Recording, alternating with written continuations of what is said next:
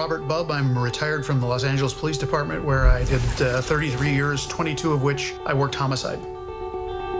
This is the story of one of the most interesting cases I've been involved in, and it happened 23 years before I'd ever heard of the victim. The case itself is intrinsically linked with one of the greatest scientific advances for police work, DNA. Sherry Rasmussen, she'd been married for approximately 4 months. It had been what some would call a whirlwind romance. She'd only met him about a year or so before. John Rutten, her husband. They'd moved into the condo that they shared in the city of Van Nuys. They were a striking couple. Your department store picture frame couple. John was an engineer. Sherry was the director of nursing at Glendale Adventist Hospital. She'd been brought in fairly young to that position, but it was a testament to her qualities, her intelligence, and her personality. She was very well liked by her coworkers and her friends, loved by her family, her husband. The original detective on the Sherry Rasmussen case, Lyle Meyer, he'd been with Van Nuys for a number of years and had an extensive career working homicide. When I arrived, obviously there was patrol officers there that had secured the crime scene. The condo is lovely. It was the type of place that a young married couple would be in. They're starting their young careers. They're starting their lives. We obviously did investigative procedures at the crime scene. There was photographs taken from all positions. There was fingerprints taken by fingerprint experts. We interviewed John. John apparently came home from work, entered the residence through the subterranean garage, and when he came upstairs, John immediately saw that his wife was lying in the middle of the living room floor and obviously deceased.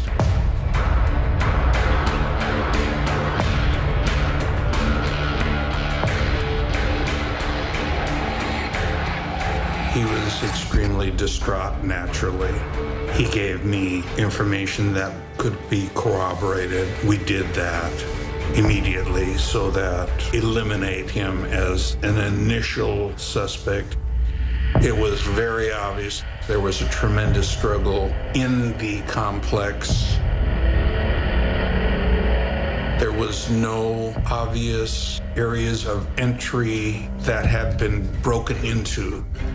Seeing the ransacking and the stacking of electronic equipment near the exit door to the garage led us to believe that a residential burglary was what was going on here. The decedent was still dressed in night clothing. It appeared to myself and my investigative partner that the decedent had been scared by an intruder.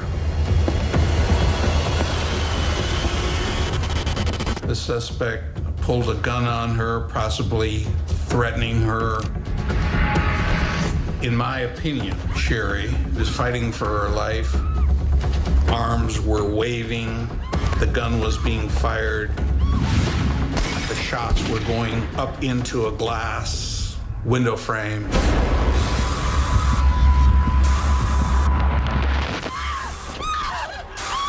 The suspect, I believe, was losing the fight. I believe the decedent got the gun away from the suspect.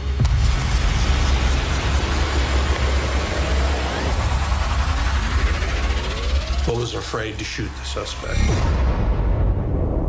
There was probably talk, there was probably screaming. It was obvious in the investigative process the suspect was panicking, losing the fight, bit the decedent on the arm tremendously, a full teeth bite mark on the arm. Obviously, the decedent was in pain, in my opinion. Dropped the gun. The suspect grabbed a porcelain statue and hit the decedent over the head. I think knocked her out. The suspect then utilized a pillow, put it over the decedent, and shot and executed the person.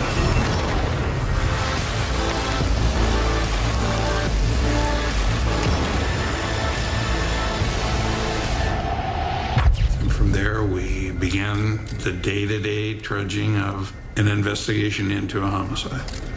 I did an analysis of the recovered bullets. I did a great investigative trajectory path of the gunshots. In the initial investigation, one of the things that we're able to determine was the weapon used by type and caliber was a .38 or .357 caliber handgun based on the striations, the twists, and the bullets themselves that were recovered. There was a reward provided by the City of Los Angeles for any information leading to the arrest and conviction of the murder of Sherry Rasmussen. We canvassed the whole San Fernando Valley burglary reports.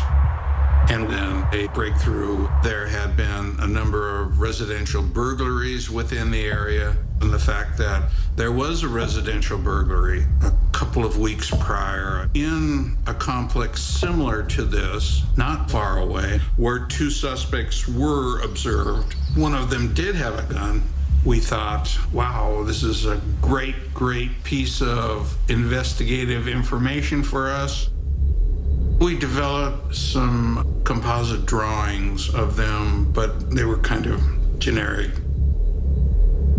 As a detective, having something so similar occur in proximity to where your murder occurred, I can see that as being a viable lead, something that you'd want to follow up on. At that particular time, we had minimal evidence to indicate anything other than a residential burglary gone bad, where the suspect had a gun, the victim confronted the persons, and shots were fired. The victim lost. Unfortunately, after that, it was kind of a dead end. Eventually, you have to move on and do other cases because there's other families that are going through exactly the same situation. After 60 days, I had to write an extensive report, which was submitted to the Robbery Homicide Unit and the Chief of Police. After that, the case becomes a cold case. Nothing weighs more on a detective than knowing that they couldn't solve a case. They hope maybe down the road somebody else picks up and is able to push it over the finish line. When the original detectives walked into the Rasmussen apartment that night, the idea of DNA wasn't anything that was even close to a viable investigative tool. They had what they had, and they exhausted what they had to the best of their abilities. But the advent of DNA was really a step forward, especially in the area of homicide investigation. Well, the first DNA case in the United States was in Florida. That individual was prosecuted in 1987. And from there, it just grew and grew. DNA stands for deoxyribonucleic acid. It is the molecular blueprint for all of life. DNA is this amazing long molecule that's twisted and wound up inside of every cell of our body. And in essence, it makes us unique. It makes us who we are and unique from each other. In the early 2000s, the Los Angeles Police Department, out of Robbery Homicide Division, created a cold case homicide unit that basically went back and looked at a number of cases that, because of the advent of DNA, might then be worked. And the Sherry Rasmussen case was one of the cases. In November 2001, I was a detective with the Los Angeles Police Department Robbery Homicide Division, Cold Case Squad. With Sherry Rasmussen, when I obtained the reports, and I was able to look at the photographs from the crime scene, looks like she fought for her life. This is a woman totally innocent, and then somebody murders her brutally. I mean, just stood over her and shot into her body. So that one I wanted to solve.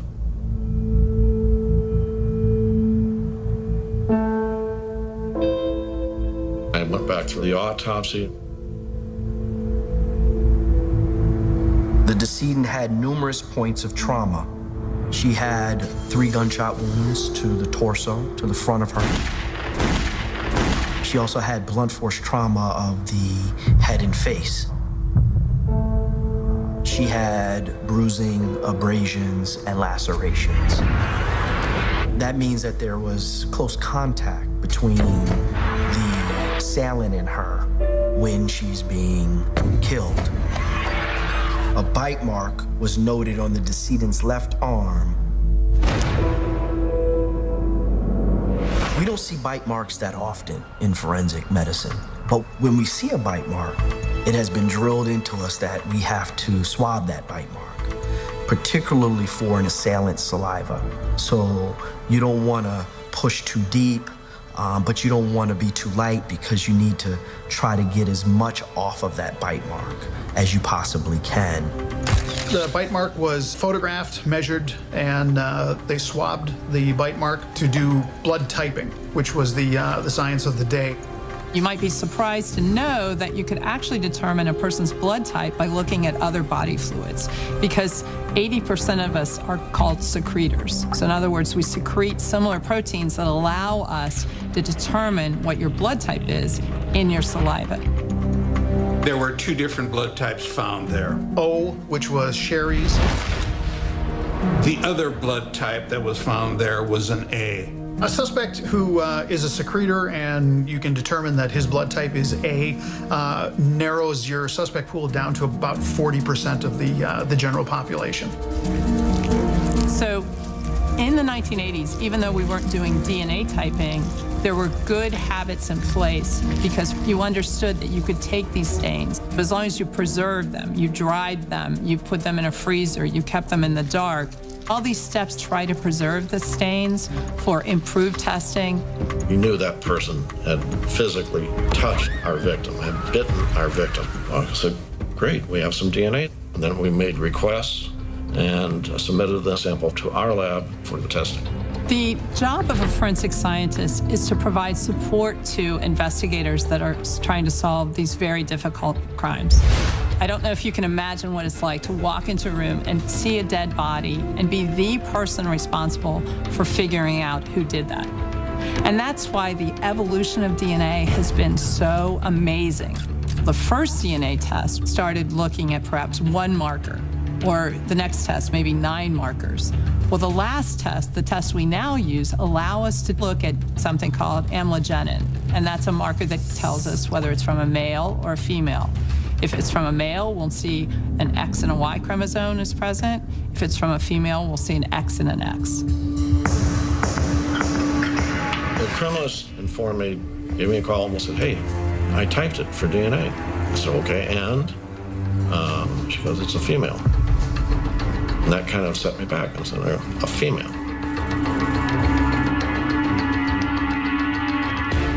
We started out just maybe being able to answer the question, does this person's DNA match? Now we can actually get potential lead information from some of it. We can say whether it's from a male, whether it's from a female.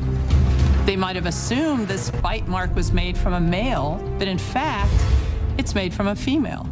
So that had to have changed the whole direction of the investigation.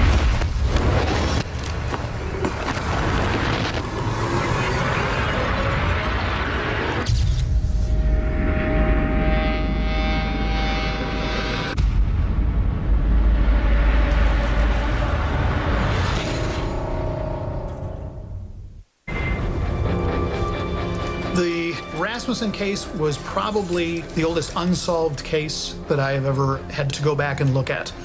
Most of the cases, just by nature of how old they were and other circumstances, a lot of the evidence was no longer around. It hadn't been stored properly, or for one reason or another, mistakes are made and some of the evidence is disposed of.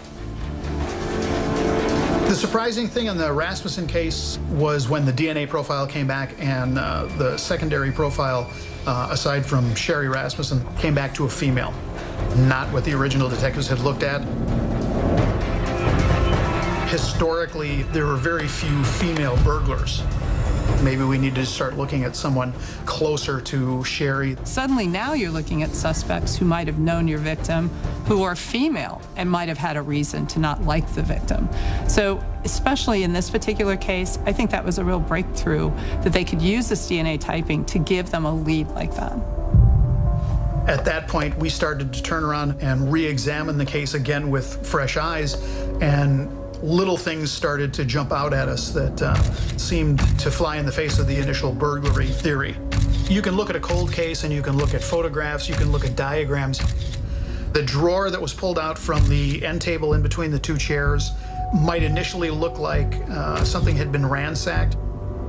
But again, then you look at the coffee table itself, and something that would hit the coffee table strong enough to knock those items off, but not knock the coffee table offline with the couch and the love seat, just didn't jibe for us. The placement itself of the audiovisual equipment at the bottom of stairs, when the initial point of entry for a burglar was determined to be the front door because there were no forced entry anywhere else, you would think that those items would be placed closer to the front door.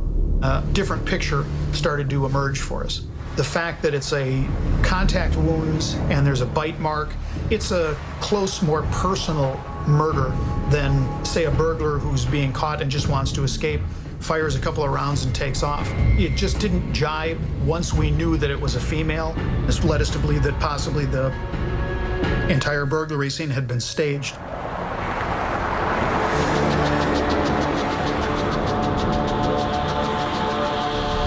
We went back to Nels Rasmussen, Sherry's father. He informed us that we should be looking at the ex-girlfriend of Sherry's husband, John, that he thought may have been capable of committing this crime. After the murder occurred, John moved in with some friends, I believe, in the San Diego area, and eventually relocated there. He met his current wife, and they married and began raising a family, and he's been in San Diego area ever since.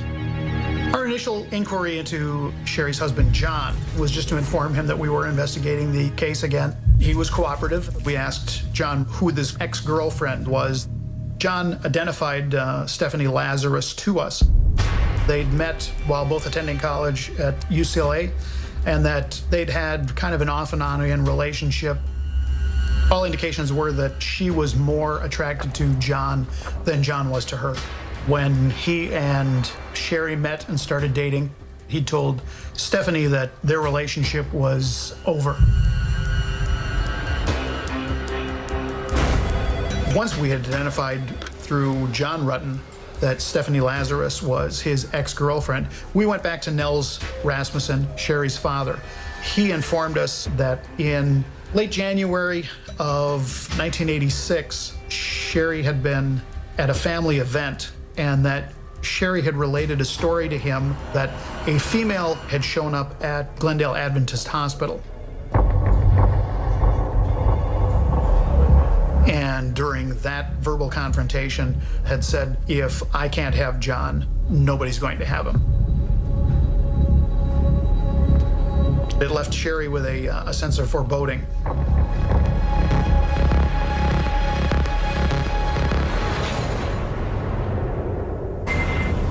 When we started looking at Stephanie Lazarus' lead in hopes that this would connect up with Sherry's murder, we started going back through the book to see if there were mention of her name. It was a shock to our system.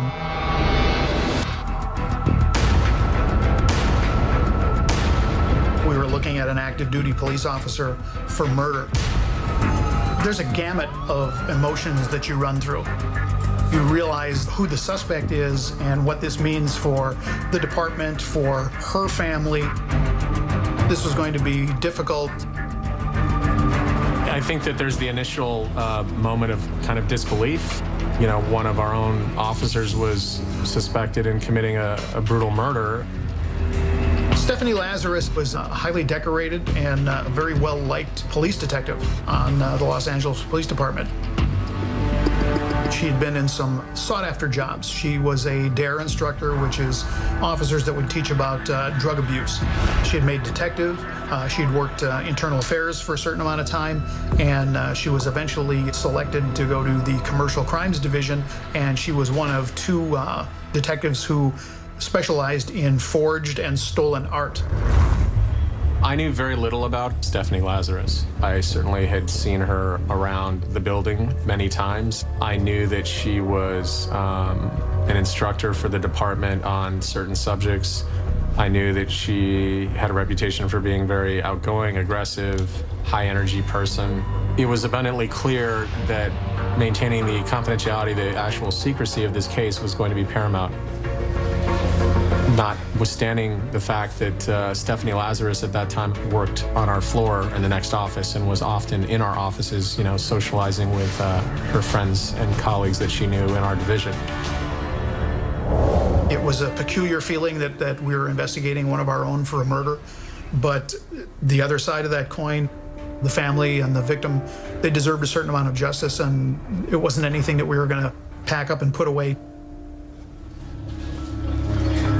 We did the same background that we would do on any suspect, short of being able to interview coworkers, family members, because it would tip them off as to that we were looking at her with regards to a murder.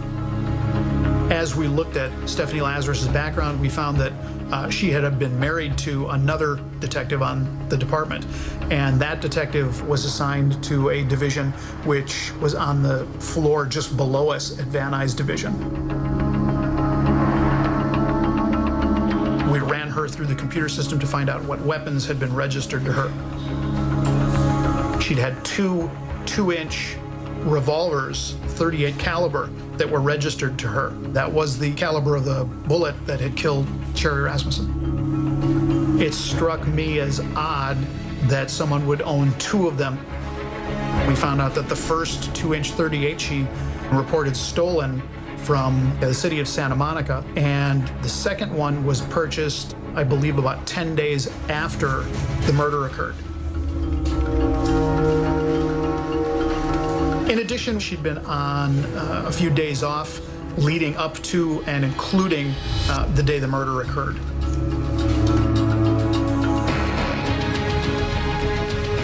We knew we could go no further with it without more positive link between Stephanie Lazarus and the murder itself.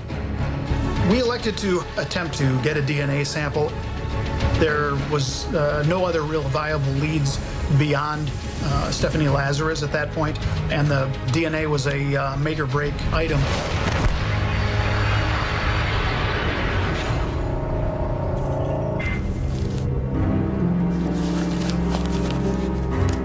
We need to get a DNA sample from Stephanie Lazarus. While some people may think the DNA for an active officer is on file, there is no file for active officers. Your DNA is not sampled and is not stored anywhere for later comparison.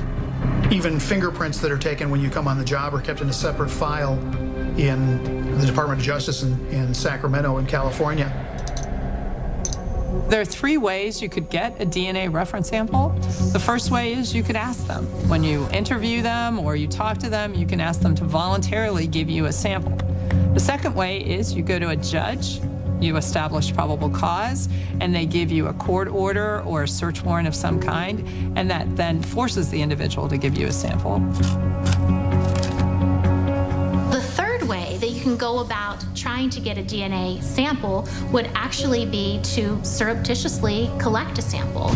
Investigators can follow the individual around and wait for them to discard something in the trash, on the ground. It is legal for us to collect anything that's been abandoned, if you think of it that way. When we're looking at a suspect, even in a cold case, they are a murder suspect. And there's a certain amount of deference you have to pay to that for the safety of the people around them, for officer safety. Well, at this point, our next step was going to have to be something along the lines of the surreptitious DNA. We elected to go through our Professional Standards Bureau, which works just these kinds of cases where a suspect is a police officer. The PSB surveillance unit followed Stephanie Lazarus on a day that she was off. She had gone to a store and had gotten a soda.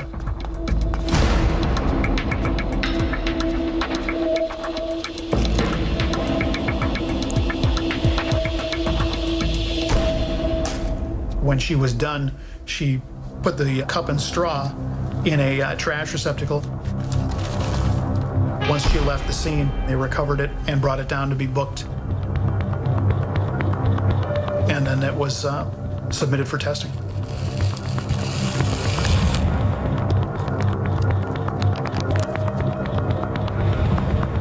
Potentially on the end of the straw would be coming in contact with an individual's mouth, which would then leave saliva and genetic material behind in the form of buccal cells or the skin cells that line the inside lining of your mouth. In the lab, you could swab the straw and go ahead and start the DNA analysis procedure with that straw by analyzing the swab. By the nature of this case, it was rushed. I received a phone call from our SID people.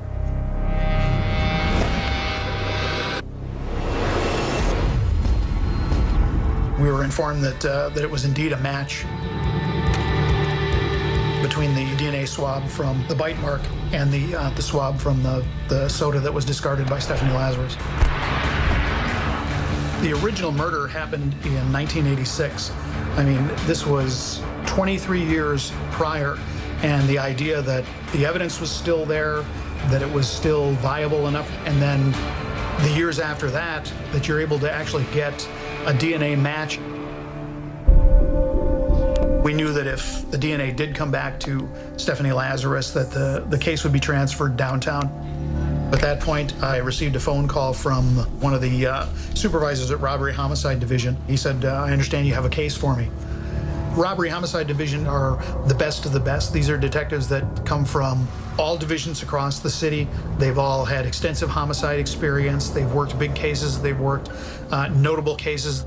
Detective Dan Jaramillo and Detective Greg Stearns were the main case agents. Well, certainly there was a big concern that if Stephanie became aware of this investigation, that she could flee, that she might harm herself, that she might harm other people. This is obviously something that she had gotten away with for 26 years. She was getting close to retirement. I mean, her career with the department was about to end on a happy note. And she was married, had a young daughter, and obviously there was no good outcome. My partner and I, we really had to start concentrating on trying to devise a strategy for interviewing Stephanie Lazarus and trying to see if we could find a way to get her to sit down with us and talk about a murder that we believe she had committed. We'd been given a directive from the chief of police that we had to interview her in our jail. And his reasoning was that he wanted us in an environment where weapons are not allowed. As a matter of policy in our jail, you're not allowed to be armed. We had an entire operational plan that had been set up, and we had a search warrant to search Stephanie's home, her vehicles, and also her workspace and her car at work. There was a surveillance element that followed Stephanie, making sure that she actually came to work, because again, we were very concerned about her being tipped off. And if she was to try and flee, then we had a surveillance entity that was there to prevent that from happening.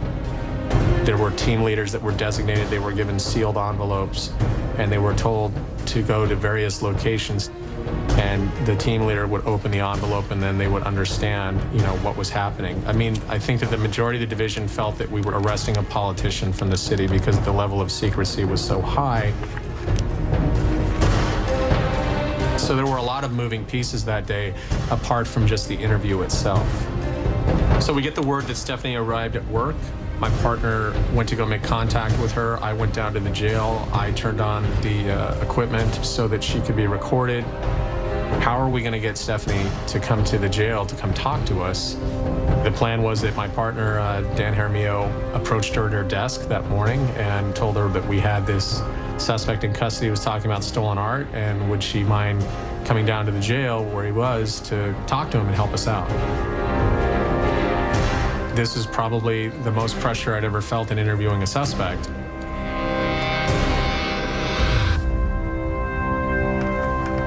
Do you know John Rutten? John Rutten? John Rutten? Rutten. Oh, yeah, I went to school with him.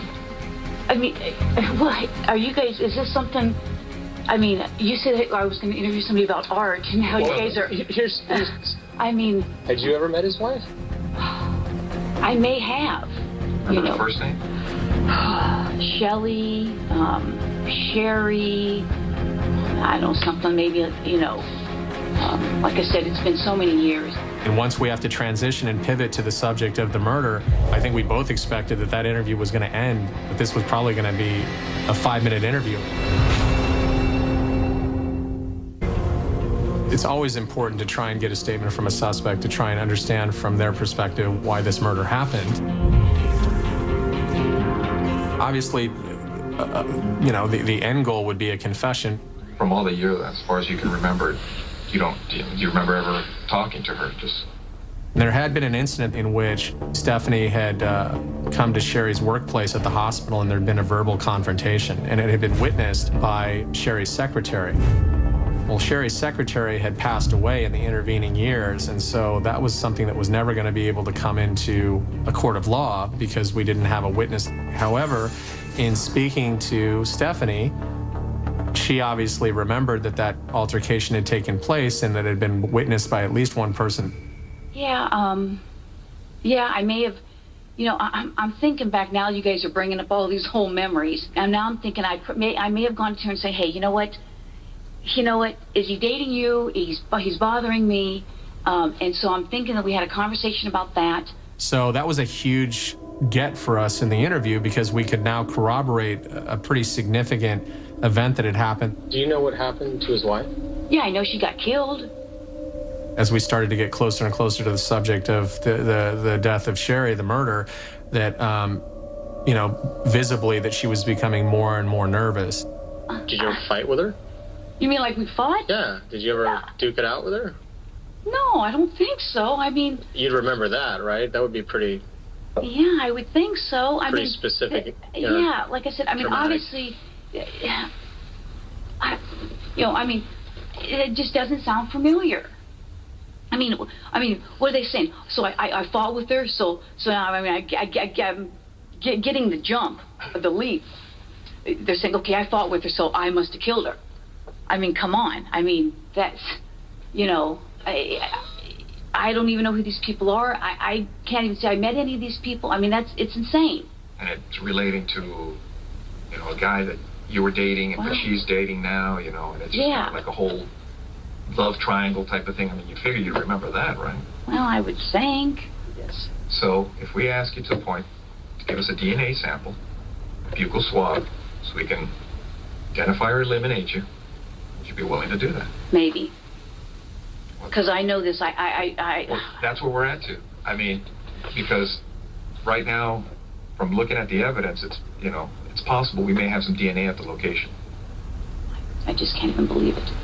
I mean, it's just, I mean, I'm shocked. I'm really shocked that somebody would be saying that I did this. I mean, we had a fight, and so I went and killed her. I mean, come on. Well, that's...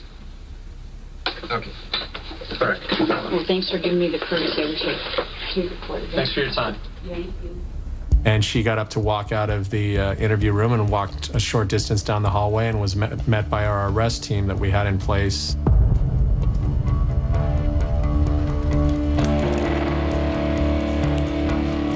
I think that there was the shock that for 26 years that she had gotten away with this, that if I was going to get caught, I was going to get caught early on in the investigation, and it never happened, that this was something that was done, that was never going to come back to haunt her. As we're leaving the building, there were helicopters swarming all over headquarters. The news was already out that we had arrested one of our own for murder, and I remember saying to my partner, my God, what did we just do? Because this was something that's obviously extremely rare. Arresting one of our own members for a murder, I mean, that hadn't happened in decades. A Los Angeles police detective has pleaded